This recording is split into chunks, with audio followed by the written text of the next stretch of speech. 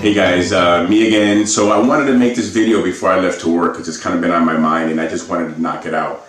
These two episodes happened last week and they're a little bit more personal because they do involve my mom. And so I'm going to share a little story about what happened.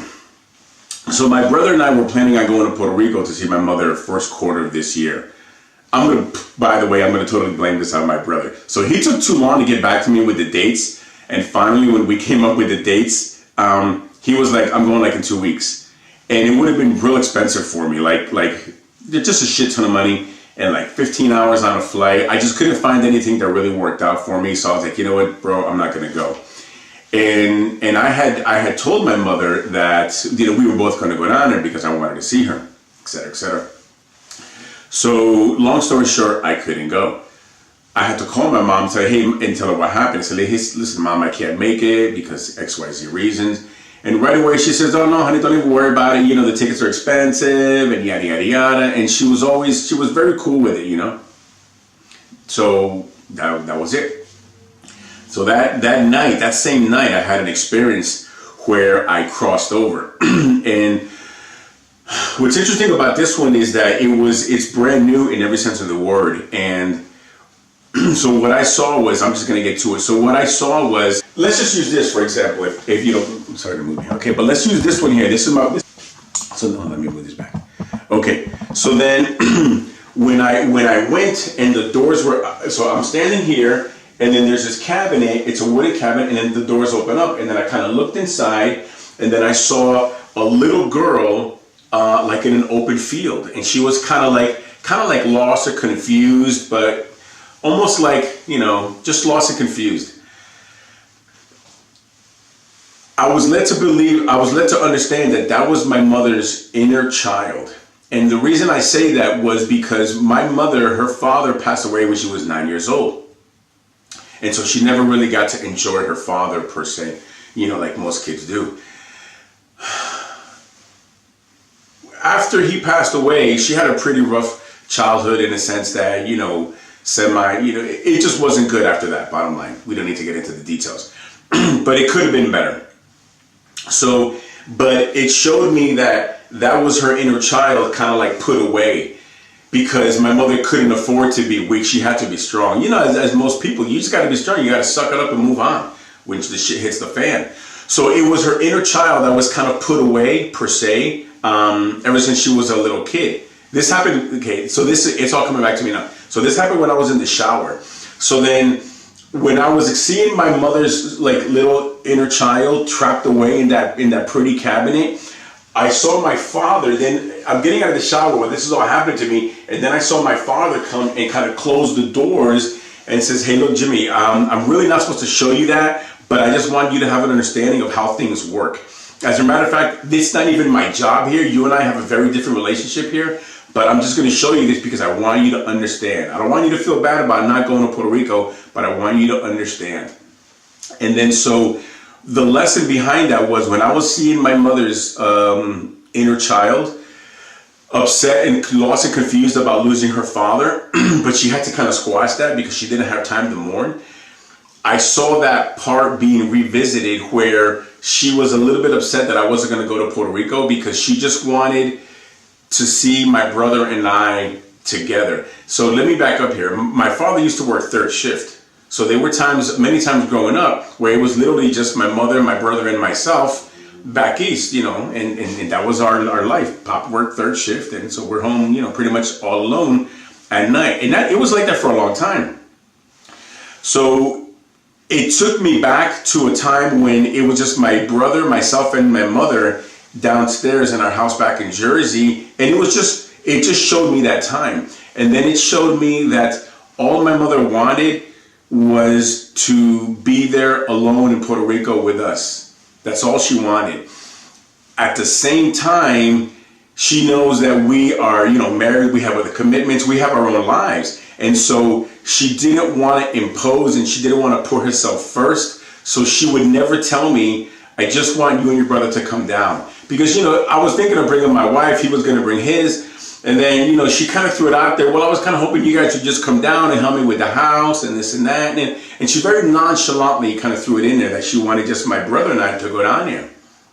But she wouldn't really stress it because she respects the fact that we have, you know, families and obligations. But underneath, she really just wanted us to herself. And then she felt bad because in her opinion, in her state of mind right now, that's being selfish because we have other commitments and obligations. And so that's a part of her we would never see. The reason I know that's true is because I had a flashback. So when I was having this download about her feeling the way that she feels, I had a pause. And then it took me to another scene in my life about when I had gotten my first marriage.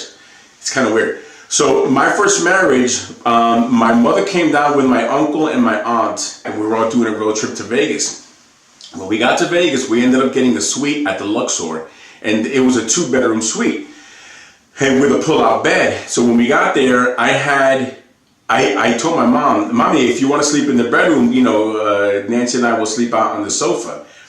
And the reason I tell you that is because of this. So right when I said that, my uncle, her brother, says to me, kid, your mother always puts herself last. She's not going to take the bedroom. Just go ahead and take it. Don't even argue with her. And my mother says, yeah, it's fine, sweetie. Go ahead. You know, this is fine with me. You know, I mean, I don't mind sleeping here. So when I was in this session where I was seeing my mom's soul in the cabinet, I had that flashback from my uncle almost 25, 28 years ago, who knows how long ago, when he was telling me that your mom always puts everybody first. She always puts herself last. And so it was kind of showing me that it was just a big understanding of how my mother is and why she is the way she is. And it makes a lot of sense. The following day, I found myself back there in this place where I was, where my mother's soul was in the cabinet. So next thing I know, so this is the very next day. So next thing I know, I'm outside, here's the cabinet, and it was closed. And I didn't really know what to do. And then I had like another sidebar, so then pause that. So this is the second day, I'm back in front of it again. So then I had a vision. When I was in college back east, I used to work at a bakery. And then I have this flashback from when I was in college back in Jersey 30 years ago of working in the bakery. And then it shows me with a pile of dough and I had to cut off a piece. But this time it was a piece of my soul. So I went back and I had to cut off, and it was this, I had to cut off a piece of my soul and kind of like just throw it in there. And then I don't know what was going on, what happened, you know, in the cabinet per se. But next thing I know, the doors open up and like she comes running out. And I couldn't put two and two together.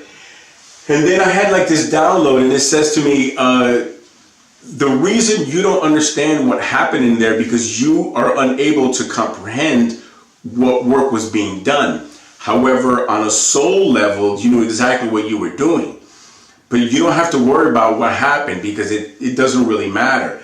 And then it told me what you need to focus on is what you actually did.